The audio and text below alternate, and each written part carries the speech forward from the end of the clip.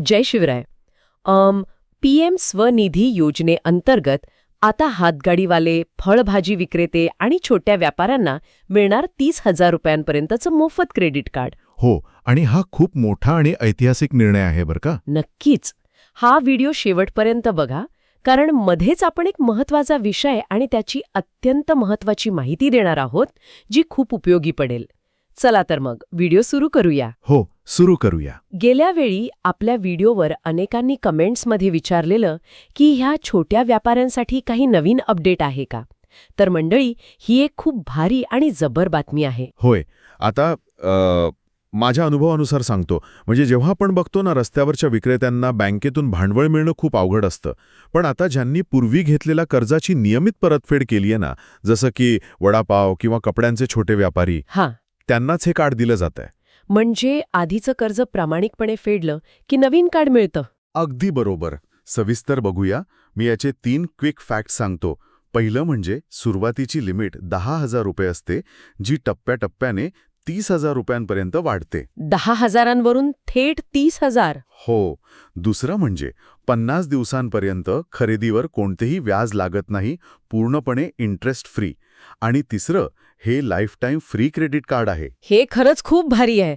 मंडळी, याबाबत कधी विचार केला आहे का? कमेंट सेक्शनमध्ये नक्की सांगा.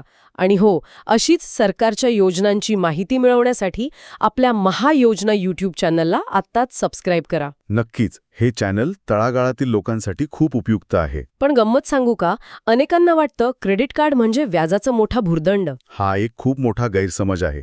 एक किस्सा पाहूया. अनेक विक्रेते सकाळी सावकाराकडून व्याजाने पैसे घेतात आणि संध्याकाळी नफ्यातला मोठा वाटा व्याजात देतात. तिथे खरं शोषण होतं. हो, ते दुष्टचक्रच असतं. अगदी. पण या कार्डमध्ये 50 दिवसात पैसे परत केल्यास व्याज एकदम शून्य. जर उशीर झालाच तर फक्त 1.5% दंड आकारला जातो. बापरे, म्हणजे व्याजाचा भुर्दंड नाहीस? वाह, छान माहिती दिलीत. मग ह्याचा अर्ज कसा करायचा? याची प्रक्रिया खूप सोपी आहे. स्टेप बाय स्टेप सांगतो. पहिली स्टेप, pmswanidhi.mohua.government.in ही वेबसाईट उघडा.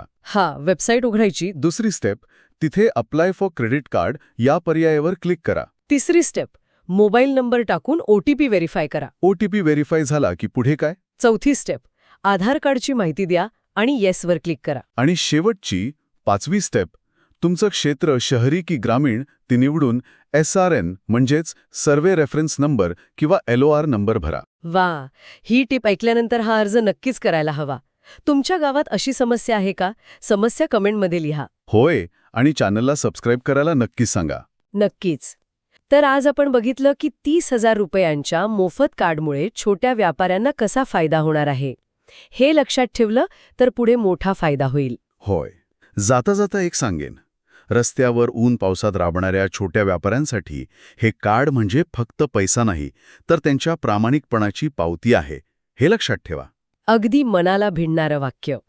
तुम्हाला महाराष्ट्र व भारत सरकारच्या योजनांविषयी सोप्या भाषेत मार्गदर्शन यापुढेही हवंय?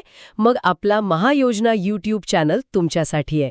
अशीच उपयुक्त माहिती मिळवण्यासाठी लगेच सबस्क्राईब करायला विसरू नका. आणि हा व्हिडिओ आपल्या गावातल्या WhatsApp आणि टेलिग्राम ग्रुपमध्ये जरूर फॉरवर्ड करा, जेणेकरून माहिती सर्वांपर्यंत पोहोचेल.